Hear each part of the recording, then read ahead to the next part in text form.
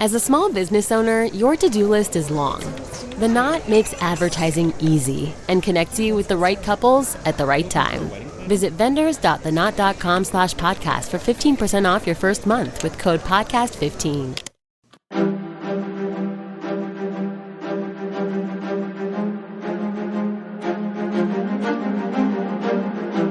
Hello, and thank you for listening to The History of World War II podcast, episode 166, Lenin's Gift to Stalin. When we last left Stalin, he had been exiled to the far north at Solichedosk, where he was to spend his days with Russia's most hardened criminals. But after recovering from typhus, the young man could take it no more. His life and all his dreams were waiting for him. So, after 9 months in this hellhole, he planned out his escape. A boat would be stolen, and the waterways would be used to return to civilization. As the area was extremely remote, the guards were somewhat lax, letting the environment do most of their work. And Koba was determined, driven, and, thanks to Tatiana Sukova, a fellow inmate, now healthy. During his time at Solichedosk, the other prisoners would later recall Stalin's sensitivity, his quickness, almost eagerness to feel that he had been slighted. This trait of his would harm many tens of thousands in the years to come. Of course, no one called him what he was, because the word was not yet in use. He was a sociopath, in its truest sense. Stalin did not feel empathy for others due to his lack of a conscience. Any emotions of care or regard was reserved for himself. But life is rarely, if ever, intimidated by a man's internal anger or outward rage. Just to remind him that all men's lives are finite, soon after his successful escape, Koba got word that his father, Beso, had died. This was August of 1909. His death had come in the form of cirrhosis of the liver, and only one fellow cobbler had shown up for the burial. Stalin's father was lowered into an unmarked grave, which forced Soso to ask himself, what had he done with his life so far? He was 30 years old. He had no possessions, no home, no career. He had written about someone else's ideas, Marxism, and what he knew, violence, scheming, treachery, and how to escape from prison, could certainly not help him in a normal life. Not that his life had been normal since leaving the seminary. On a more positive note, Stalin was always seeking to improve himself through reading and seeking to improve his lot in life, though that part had not gone so well, by working for the cause.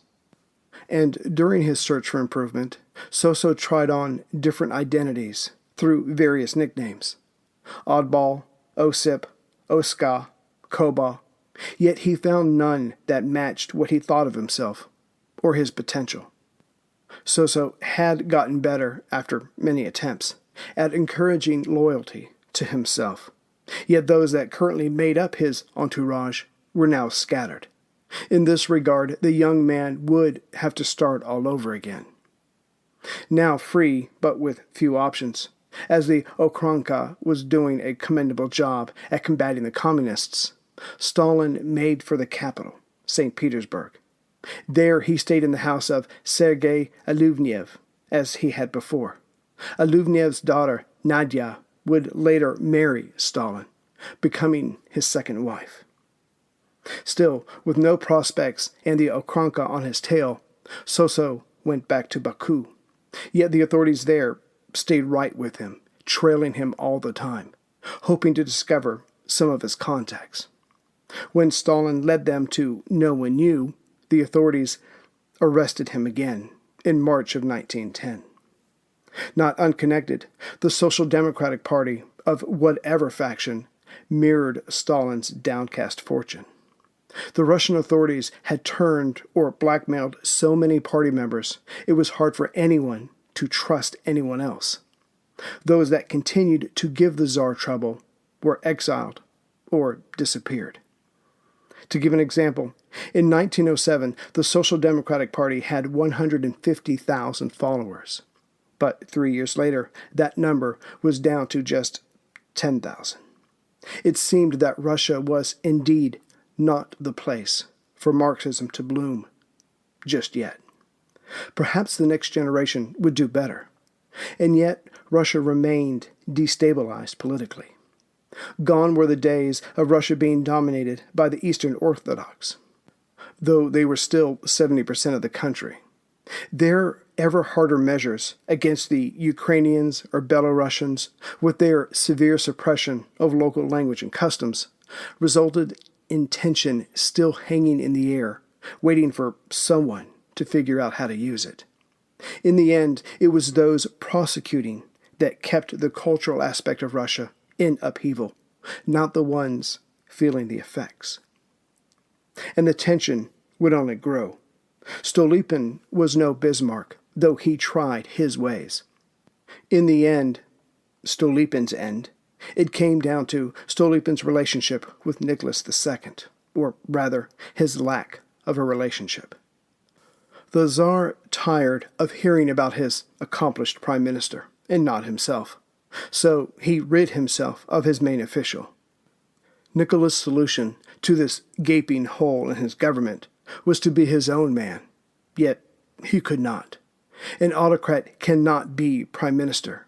He is, by definition, above such office. So instead, the crown would appoint weaker, less qualified men, and thus run the country through them. That was the plan anyway. To further weaken those just under the Tsar, innuendo and gossip replaced policy. Thus, within a short time, no one could be sure where a piece of legislation had originated from and how important it was.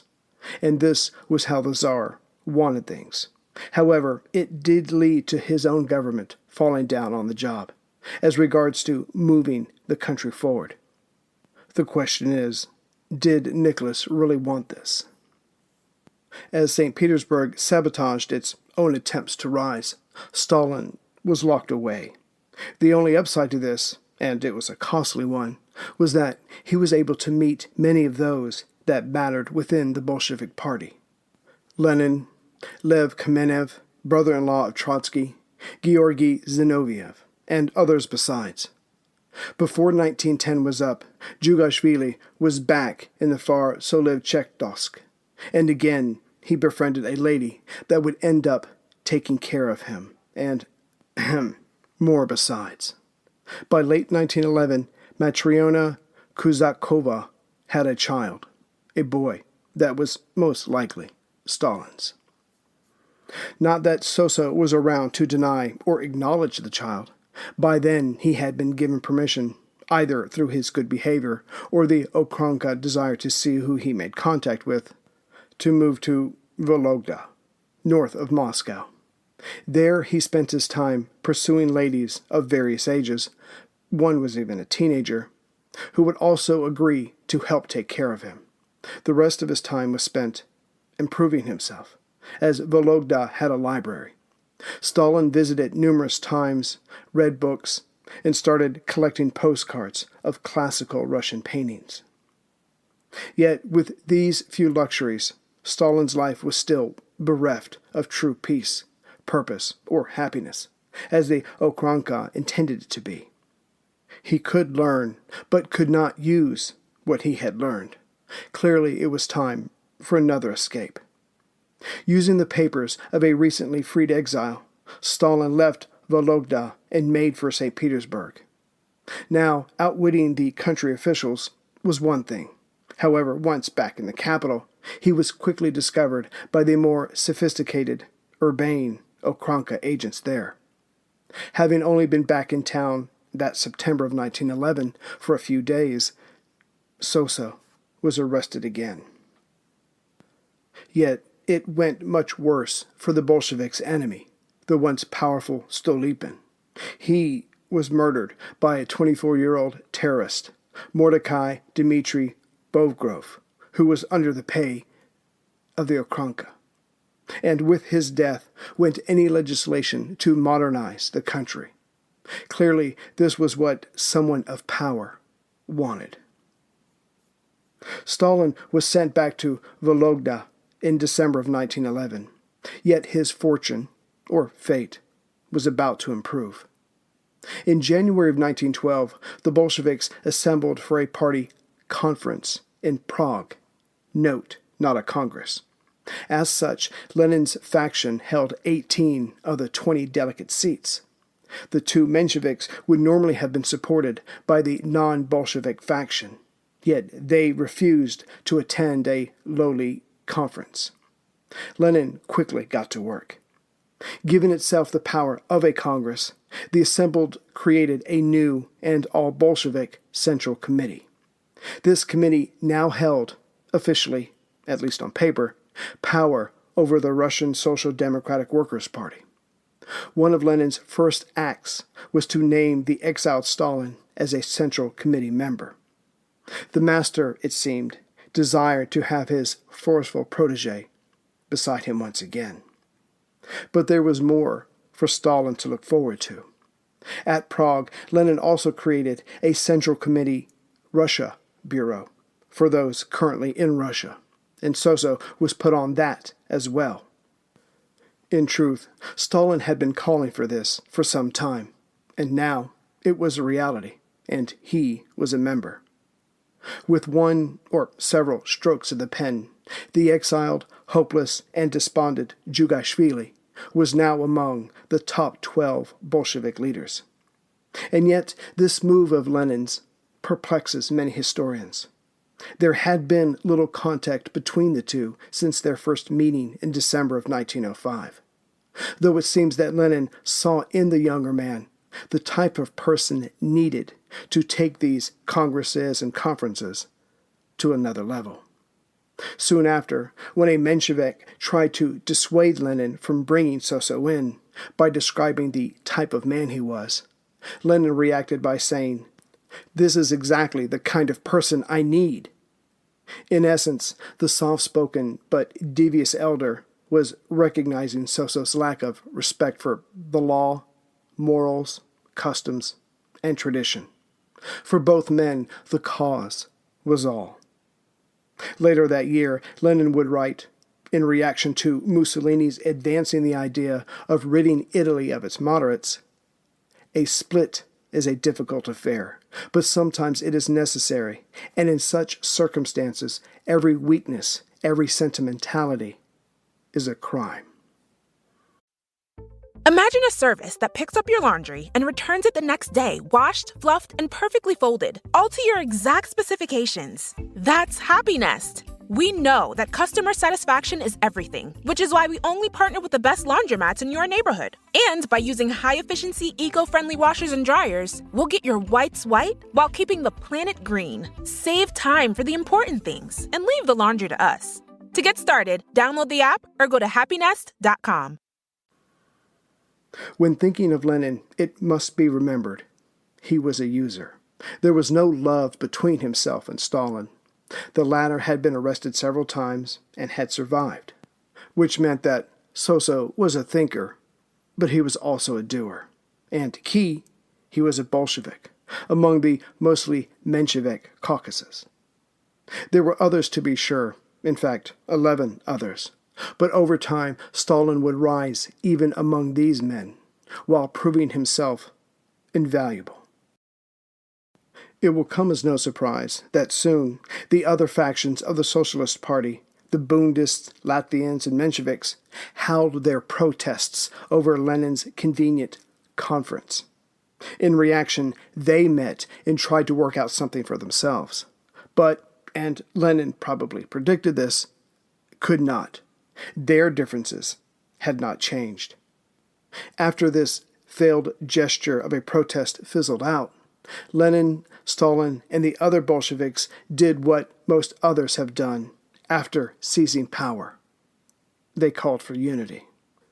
And fortune was about to turn her shining face to those against the establishment. The rebellious Marxists may have been at a low point due to Stolypin's policies, but those very political maneuvers did not leave an established policy. So the country and government were only striving to get through each day. Hence, there was still some wiggle room for those who sought change through revolution.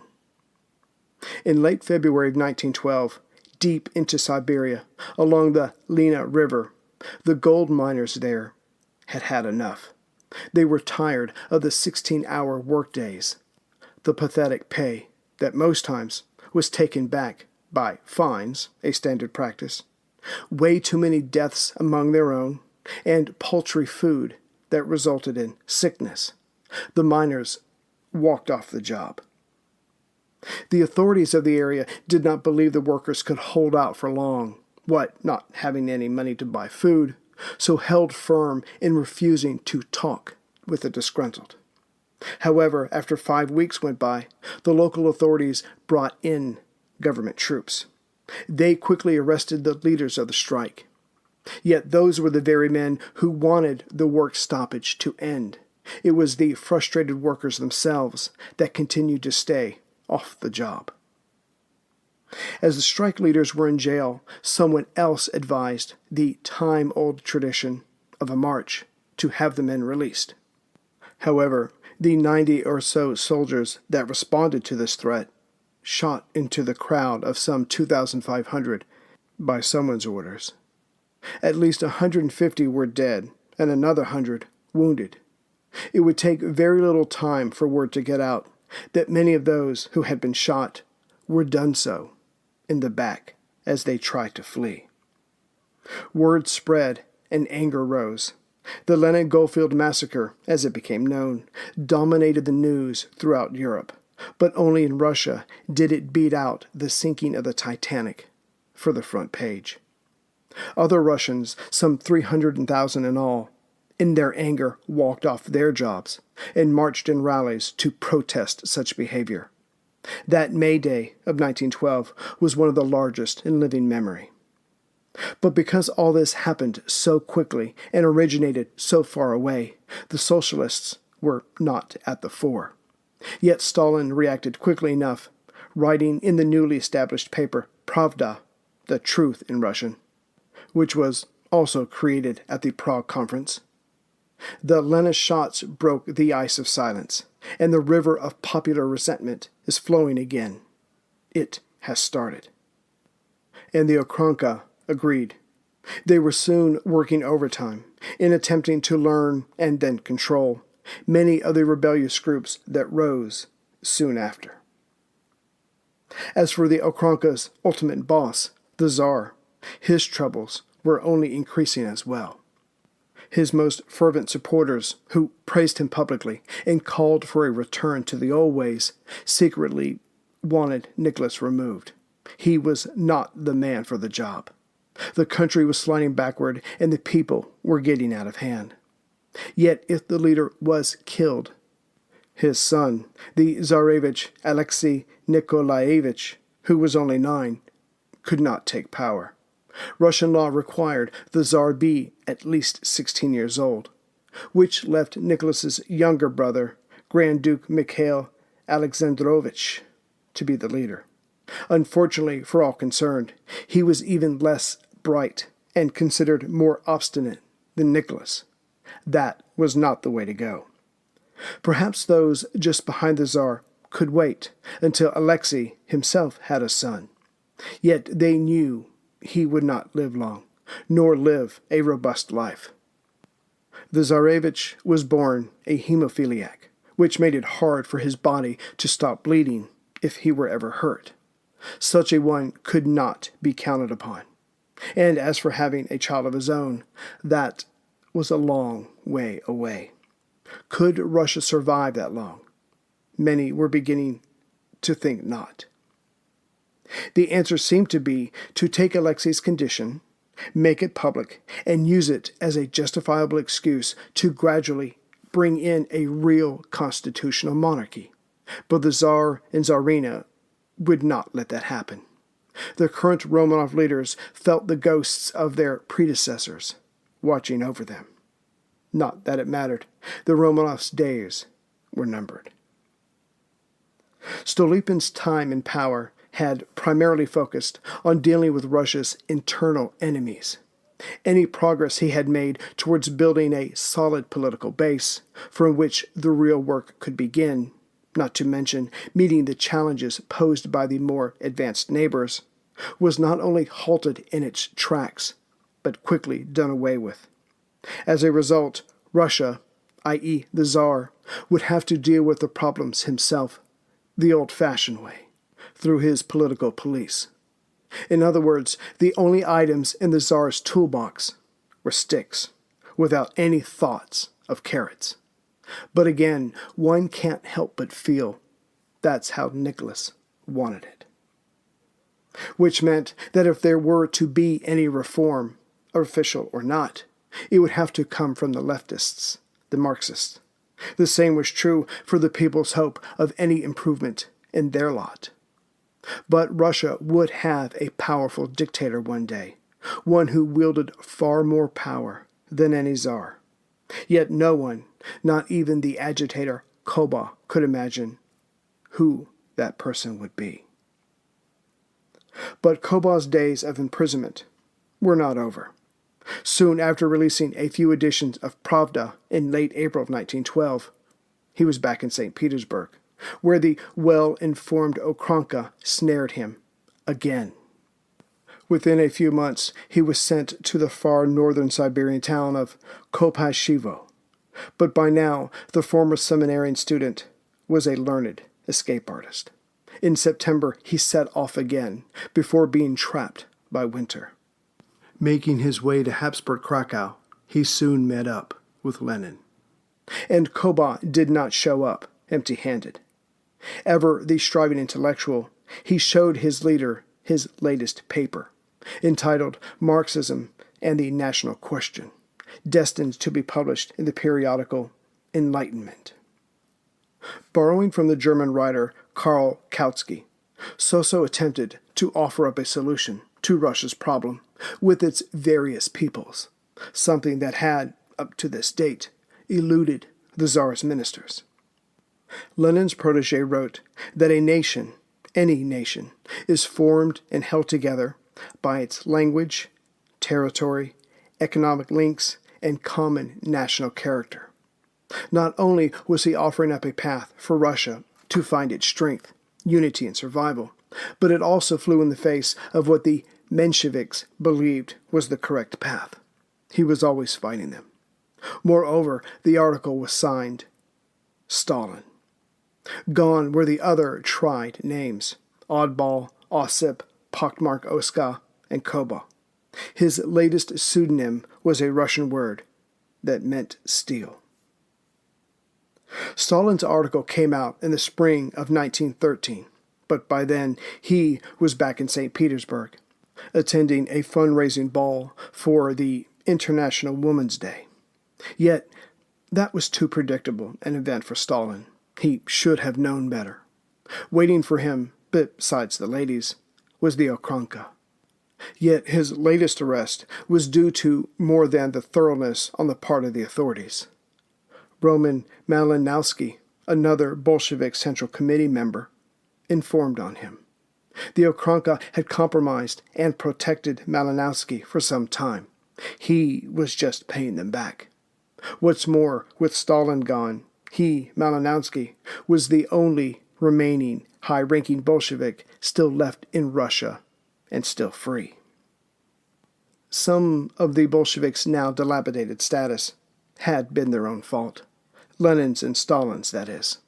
For they believed that only professional revolutionaries should be party members. Hence, once the authorities got rid of them, the party, the committee, was gutted. There could be no forward movement now. Later, another Bolshevik, Nikolai Bukharin, would write, "Looking back at all the internal dissension, I wondered if we ourselves were the provocateurs." Yet, as well as the Okranka was doing, the country was no more secure, politically. Yes, the most active agents of revolution were frozen out, but the people were still oppressed, unhappy, and angry with their supposed beloved Tsar. During the 1913 Romanov Jubilee, few who mattered still believed it was safe for Nicholas and his family to make a public appearance. And now, with Stalin gone, events moved apace. Kaiser Wilhelm II, when he had come to power, discharged the 75-year-old Iron Chancellor, Bismarck. Later, he would choose not to renew Bismarck's German Relation Reassurance Treaty, which caused Russia to slide back to France. In 1913, the Kaiser then decided to start a naval race with Britain. To choose to build more ships for trade was wise, but to challenge the British in the North Sea was stirring up a hornet's nest. Then followed the two groups of alliances, the Triple Entente of France, Britain, and Russia versus the Central Powers of Germany and Austria-Hungary. This all but demanded an arms race, which itself does not have to lead to war, merely the spending of vast amounts of revenue on items that do not benefit the common people. However, in 1913, Russia announced its great military program, slated to be done by 1917. That now became a date hanging over Berlin's head. To allow Germany's two populous neighbors and adversaries to industrialize their war machine was seen by the Kaiser and the German Chief of Staff, Helmut von Moltke the Younger, as a fatal mistake. To allow them to choose a date to attack was idiotic. The rest is what is called today game theory. If there is even a 1% chance that the other side will attack when it is propitious for them to do so, you must attack now, before their time comes. Soon came the assassination of Archduke Franz Ferdinand, the heir to the Habsburg throne, in Sarajevo on June 28, 1914. What followed were threats, promises of support, and then harsher threats. The last piece of the deadly puzzle that was the Great War was the timetables the various militaries had worked out to perfection, all with the goal of besting the others and getting their soldiers into the field first.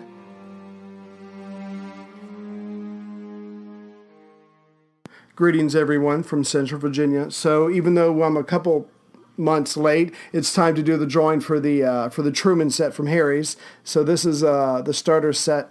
What are you looking at? This is the starter set that you can get if you go on their website, which I encourage you to do. It's a great product. Okay.